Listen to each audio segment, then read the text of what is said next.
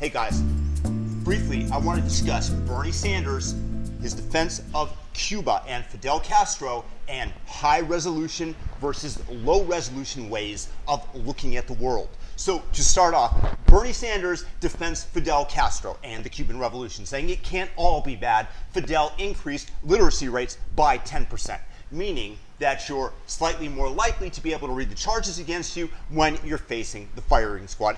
And there are so-called intellectuals who are saying, well, can't you just examine the statement and admit that it's true?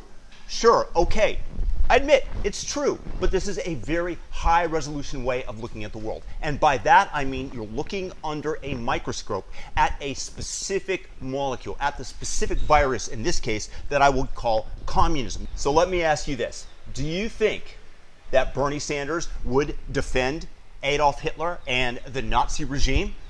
Well, I might decry them taking Jews and putting them into ovens and murdering 16 million people, but it wasn't all bad. They created the Autobahn, which is the equivalent of defending Castro's literacy rates increase. So again, he wouldn't say that because it would be political suicide. In this case, the left, the newspapers, let you get away with defending a communist regime. And when we take a look again, this is a high resolution versus a low resolution way of looking at the world. When you zoom back out and look at it from afar, you see what's in his heart. You see the fact that he actually defends communism, that he's in favor of communism, and therefore he can't just let it go. It's a little bit like a mother whose son has committed a horrific murder.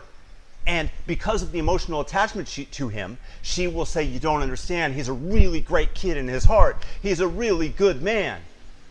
Ignoring the fact that he's committed this atrocious murder. Nobody's going to defend the Nazi regime.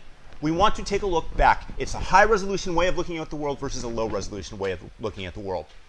Low resolution, you get to see the field from afar. You get to see somebody's intentions. High resolution, you're looking for specific clues. You're looking for, like a detective might be looking for, at a murder scene, might be looking for a specific thread, a specific fiber, some piece of DNA.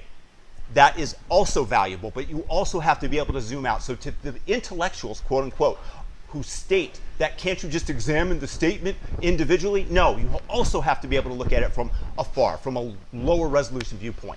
You can't see the forest for the trees. It's the same thing. You can't see the forest because you're looking at the individual tree. And so you don't know how big the forest is. You don't know where you're going. It's extremely valuable to be able to see the world both through high resolution and low resolution. If you guys think I'm wrong, leave a comment. Bernie bros, feel free. Peace out.